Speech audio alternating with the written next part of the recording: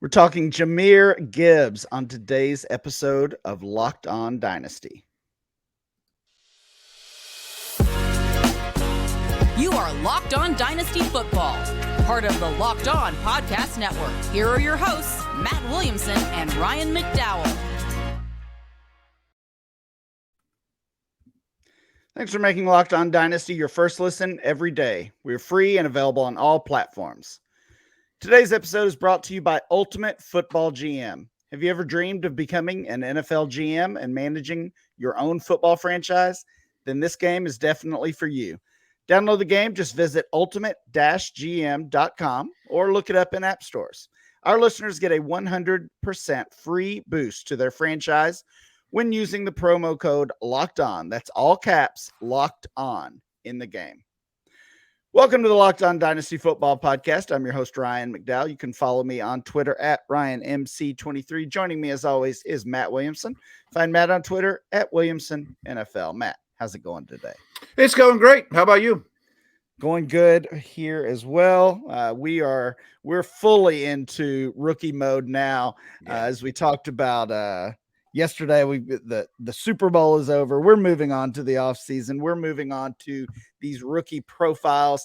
And we've really just kind of decided to start with the top guys. You know, we talked about Bijan Robinson yesterday. We are going to talk about the player that most fantasy managers, most NFL draft scouts consider the RB2 in the class, it looks like, and that's Jahmyr Gibbs. So, Matt, let's get right to it. Absolutely. I'm going to talk about the basics of Gibbs, look at some of his profile, but what are kind of your instant takeaways or thoughts about Jahmyr Gibbs as he prepares to enter the league? He's a sports car, a revved up, he's I a like sports that. car. Yeah, he absolutely is. That's mostly good. We're going to be seeing each other at the combine here soon. I am curious what Gibbs weighs, but maybe even more than that, what he looks like in his underwear, his body construction and that type of thing.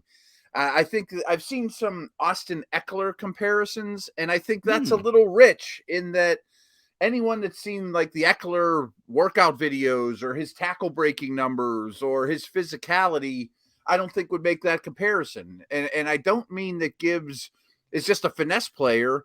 I think he's a little more James White, Naheem Hines, much better, but than he is at every down back. I mean, he is a phenomenal receiver, and sports cars are great, but they break down and they're expensive to fix. Yeah, that's a fair point, and probably a good comparison. I love Jahmyr Gibbs' game as well, and I kind of have to go ahead and think back to something I've said on this podcast last offseason, and this came from just being really, really excited about Gibbs' game, and as he transferred into Alabama, which he did for his final season this past year. I couldn't wait to see him in that Crimson Tide offense. Also thinking about the quarterback position, I had some questions about Bryce Young. I still have a few questions about Bryce Young. And I said on this podcast, Matt, and maybe on others as well, that I thought Jahmyr Gibbs was closer to Bijan Robinson as a prospect than Bryce Young was to CJ Stroud. The gap the gap was smaller among the running backs than it was with the quarterbacks. That does not look to be the case. That would be a bad take by me, but it's not really. It shouldn't really be viewed as a knock on Gibbs, because he had a fantastic final college season. Bijan Robinson is all that we thought he would be and more. It appears. We talked about him yesterday. And some of those worries I had about Bryce Young, we'll get to those quarterbacks soon, but some of the worries I had about Bryce Young have kind of been answered as well. So since we're talking Gibbs today, I always think of that and wanted to go back and kind of scold myself for that take. But you're being hard on yourself. I mean, let's move on to focusing real quick on before you do. Just by your tone with the Bijan conversation, that initial statement wasn't because you were worried about him. It was just you're super high on Gibbs, correct? Super high on Gibbs and a little worried on on Bryce Young. Okay. And honestly, super high on CJ Stroud as well. I thought he would have a huge year. He did. I think he's gained some value over the past year. So, maybe there's a couple W's in there in that big fat L I'm taking. So I mentioned White and Hines as, not nice examples, and Eckler, not really. Just came to me. How about Reggie Bush? Imagine what Reggie Bush would do nowadays. Yeah, I could see that. What I'm really, and we're kind of jumping the gun here a little bit with Gibbs, but it's a good place to start. I'm just not sure if is he going to be a committee back, or can he be that every down back? I'm not sure. Maybe. Yeah, right. It's tough to compare him to Eckler as a prospect, because we didn't care about Eckler as a prospect. And honestly, we didn't really know who Austin Eckler was as a prospect, undrafted back in 2017. So not a guy we were scouting or talking about necessarily, but I mean, we certainly had quite a few backs over the years enter the league with that question of, are they just that pass catcher? Are they just kind of that specialist? Or could they be an every down back? And Reggie Bush is maybe a good comparison, because he wasn't the first of those, but certainly a notable player that we had those questions about. Mm-hmm. I mean, I think Gibbs is going to get plenty of carries. I know he's going to be heavily involved in the receiving game. So Jahmyr Gibbs, I mentioned Alabama. That's where he finished his college career. He started and played his first 2 college seasons at Georgia Tech.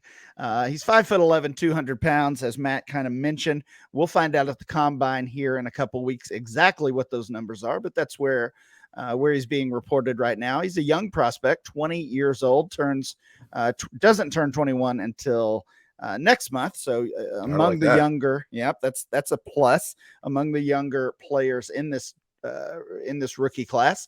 He was a 4-star recruit coming out of coming out of high school from Dalton, Georgia. And of course that led to him going to Georgia Tech, but he was offered by all the biggest schools: USC, Mississippi, Alabama, Ohio State, Florida State, Texas, LSU, Florida, all offered him scholarships, and he ended up going to Georgia Tech. And of course, ultimately transferred to Alabama, and really just mentioned that this was the best opportunity for him. I think he understood he had to kind of showcase his game. Had some solid years at Georgia Tech, a couple of good years, but I think that move to Alabama was huge for him, and really kind of putting himself out there on the biggest stage of college football. Yeah, it certainly was a good move for him. You're 100% right. Looking at some of the production numbers for Gibbs, he's always had an impact as a pass catcher for his team. Freshman season at Georgia Tech, 460 rushing yards, but catches 24 balls for over 300 yards. Sophomore year, Georgia Tech, 746 rushing, 4 scores, 465 receiving yards, and a couple more touchdowns. And then the numbers for his final season at Alabama: 926 rushing, 7 touchdowns, 444 receiving yards, and 3 more touchdowns. I think I would say Gibbs is entering the NFL and being regarded as probably the best pass catching running back in this class, Matt. And I think that's kind of what we have to hang our hat on with Gibbs, that he's got that piece locked down, and everything else is not necessarily up in the air, but more questions about him as a ball carrier. Yeah, I mean, to have over 100 catches in 3 years in college is pretty rare. I mean, and they aren't just dump offs. Georgia Tech's getting beat, throw it behind the line of scrimmage. I mean, he runs routes. He gets downfield. He adjusts to the ball. He has ball skills. The one criticism I noticed about in the passing game that he has to clean up is his pass blocking. Yeah. And I think that's, you mentioned questions about the size. He's listed at 200, but does he really weigh 200 pounds? Mm-hmm. I would be surprised if he comes in at 200 or heavier at the combine. I wouldn't, especially if he doesn't run, but then shows up to camp at 190. Yeah. 200 is kind of a magic number. Yeah. Yeah, good point. Good point. We'll get to some of those other weaknesses along with the strengths of Jahmyr Gibbs right after this break.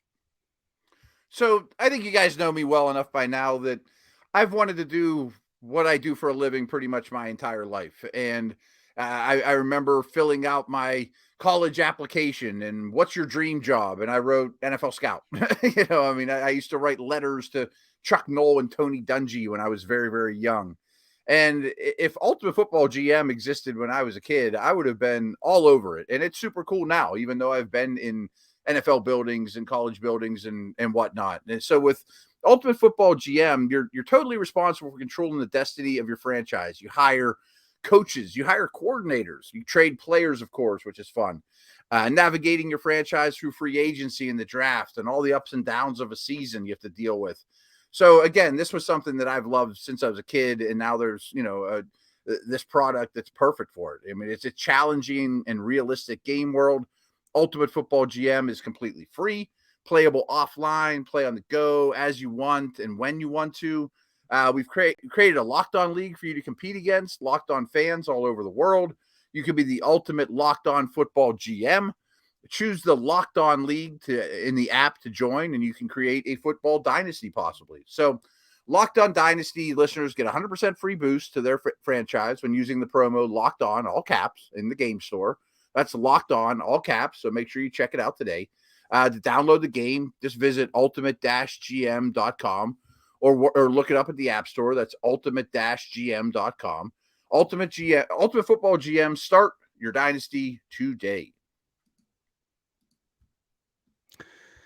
Matt, let's continue talking Jahmyr Gibbs. Of course, we've already talked about him as a pass catcher. That is his strength, and a lot of that comes down to just being a great route runner as well. Mm-hmm. Not only a catcher of the ball, receiver of the ball, but being able to really run a pretty advanced route tree for a running back. He's got the speed. He's got the vision. We already talked about his age. He's a younger player among his peers. That's a good thing for dynasty managers. What are some other strengths that you might have seen as you've taken a look at Gibbs recently?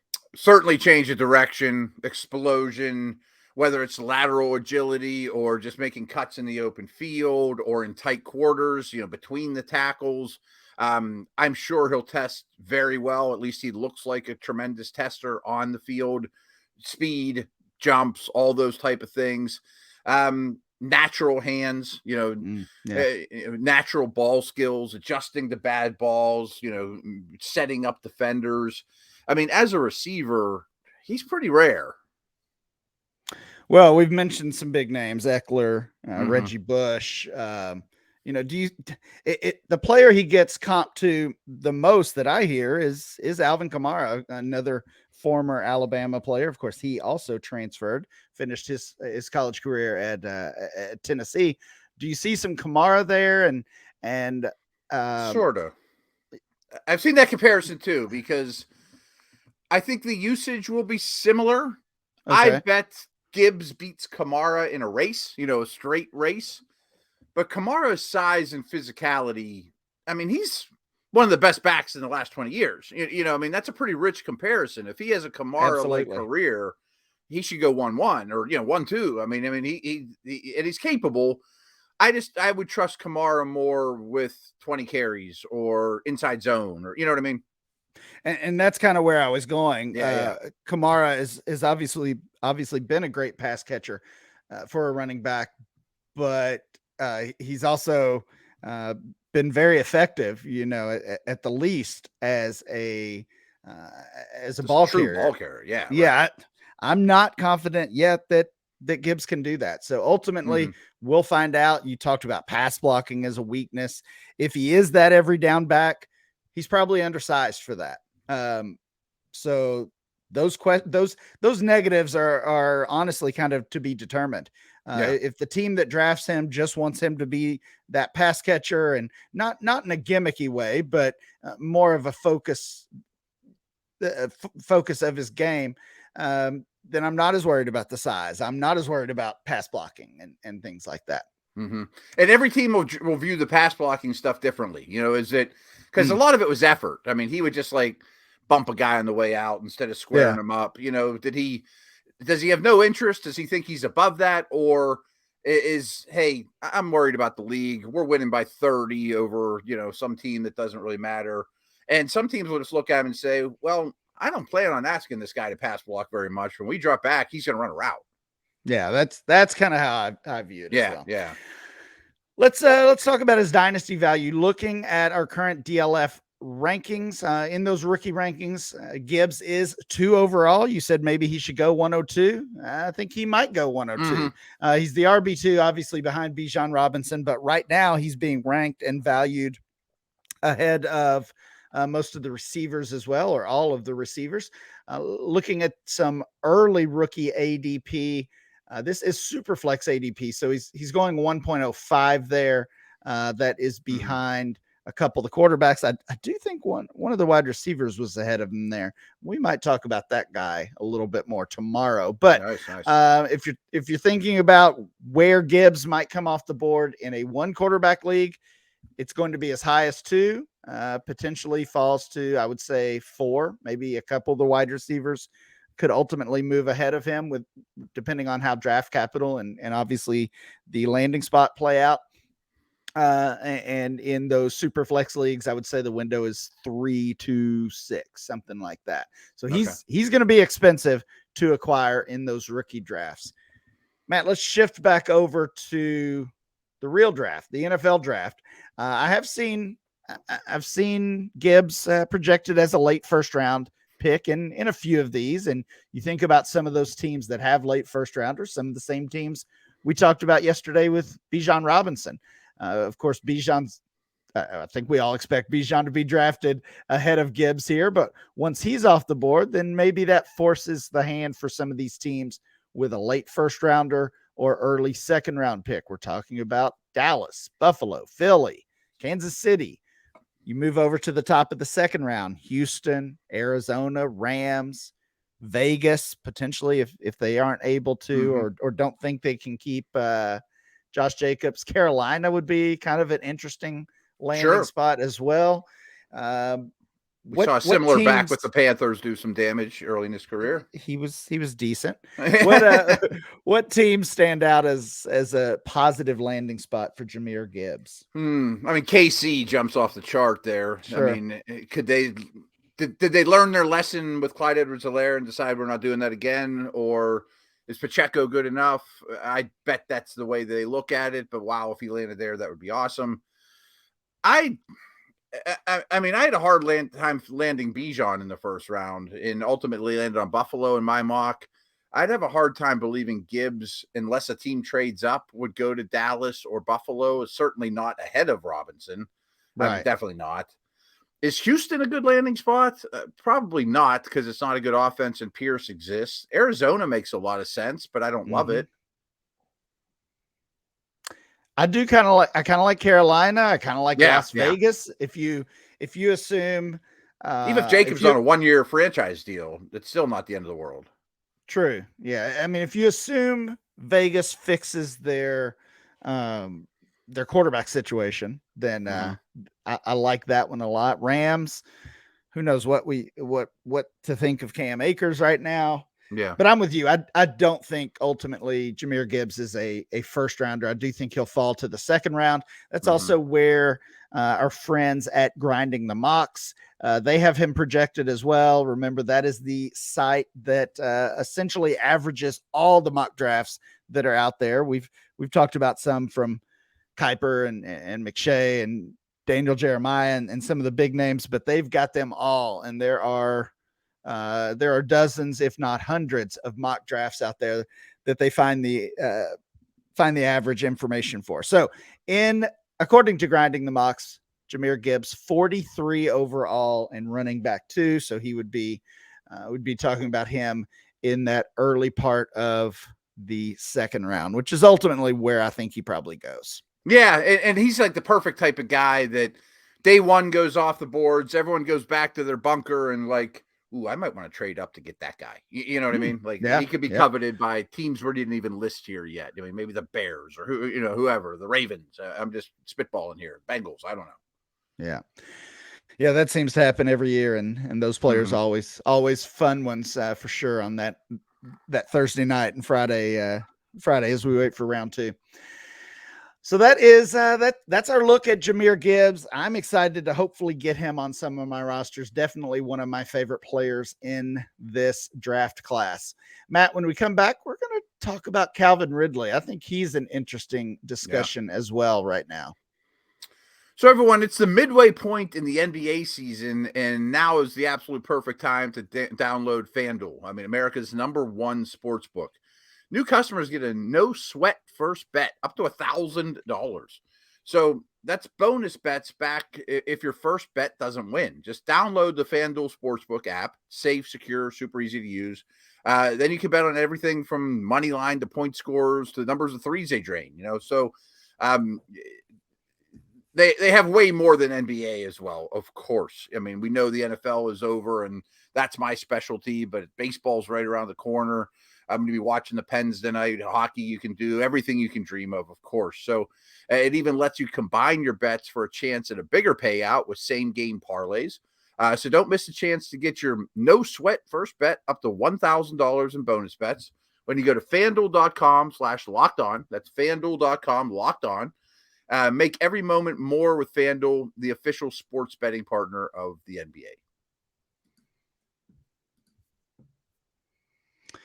Matt, we saw today that Calvin Ridley applied for reinstatement. Of course, Ridley was suspended for at least one season for betting on the game. And that was when he was with the Atlanta Falcons. That was early last offseason. Obviously missed the entire season this past year. And at the trade deadline, was shipped to the Jacksonville Jaguars. I believe the compensation there was a 5th-round pick. So Atlanta basically just wanted him out of town. We kind of knew that even before that suspension. I guess my first question for you is, do we think this is a foregone conclusion that Ridley is reinstated? He's missed his year. He's now eligible as of today, Wednesday, for reinstatement, which he applied for. Is it a lock that he's back in the game, or could the NFL kind of play hardball here? Well, when he got suspended, I initially thought, wow, that's rough. That's a harsh penalty. I mean, that was harder than I expected. I thought it might be 6. That was kind of the common sentiment that most people thought that was harsh. And the NFL takes betting, in my opinion, too seriously, and more seriously than offenses against women or whatever. But we're not here to have that conversation. It is what it is. But it also made me wonder too, is there more the public didn't know about, or if because it's that harsh? I mean, they get every detail, but I have to think he's and is reinstated tomorrow or like any minute now. And I know the Jags didn't give much up for him, but they have to feel the same way. I mean, I doubt they're like, well, we'll go get him if there's a 50% chance he's back this year. I mean, I have to think he's back in the mix in a full-time manner. And I know he's not a quarterback, but ask Deshaun Watson what it's like to be away from the game, though. I mean, not playing football isn't great for your career. Yeah, and not only did Ridley miss the entire 2022 season, he missed much of the 2021 season with some injuries and ultimately just kind of stepped away from the team. So 21 was a rough year for Calvin Ridley. And then obviously we know how the past year played out. You look at his current ADP in dynasty leagues from DLF, he's the wide receiver 4388 overall. Obviously, he's been trending up and kind of gaining value as he nears what we assume will be a reinstatement. Would you consider Calvin Ridley a buy or a sell in dynasty leagues right now? I guess a buy, but at wide receiver 43, or you know this better than I do. If the news comes out as soon as we turn the record button off that he has been reinstated back to full, does that go to 35 in a week or two? Yeah, I think he's going to, again, assuming that he does get reinstated. I think he'll continue to gain value. Mid-30s is probably a good spot to land. Over the next let's say 3 months or so. Yeah. But I think Jacksonville, I mean, this is no surprise. Jacksonville's a great landing spot, pairing him with Lawrence. I like Christian Kirk. Zay Jones was a great story over the past year, but Calvin Ridley could be the top target on this team if all goes well for him. He should be, but he's not going to get doubled every time either, and I think Ingram's back or the first round tight end or something like that. Being linked to Lawrence is wonderful. I just wonder if the dynasty community is overreacting a little, because he wasn't flawless before the suspension, and now he hasn't been around a while. So is he a buy or sell? I would gladly give you the 88th overall pick in a startup for him, but I bet I could get more for him on the open market if I shopped him. I guess it depends the makeup of your team. I mean, I'm a risky owner, so I'm in because I loved the player before and I like all those things. But I mean, are you confident week 1 of the 2023 season to plug in Ridley as your wide receiver 2? Like, I don't know. Well, if we're calling him a buy, and I agree with you that he is, let's try to put a price on it. Are you giving a late first round rookie pick in this class? So are you giving a guy that could, a pick that could be Michael Mayer, the tight end? Maybe it's Josh Downs. Maybe it's, Zach Evans. I think so. Yeah, I think those names I would prefer to have Ridley. I mean, super flex I might not, because I probably would take those 4 rookie quarterbacks over him, and know they're going to be on the field. So we're in the neighborhood, and that's worth the risk to me. Yeah, I agree. I would prefer him over a late first at this point. We know those picks are going to continue to gain value, but I think Ridley continues to increase in value as well. That is all for today's show. Please make sure you download and subscribe to the podcast on Apple Podcasts, Spotify, or wherever you get your podcasts. Subscribe to the Locked On Dynasty channel on YouTube. Remember to follow the show on Twitter at Locked On Dynasty. Follow Matt at Williamson NFL, and I'm Ryan MC23. We'll be back next time with more Locked On Dynasty.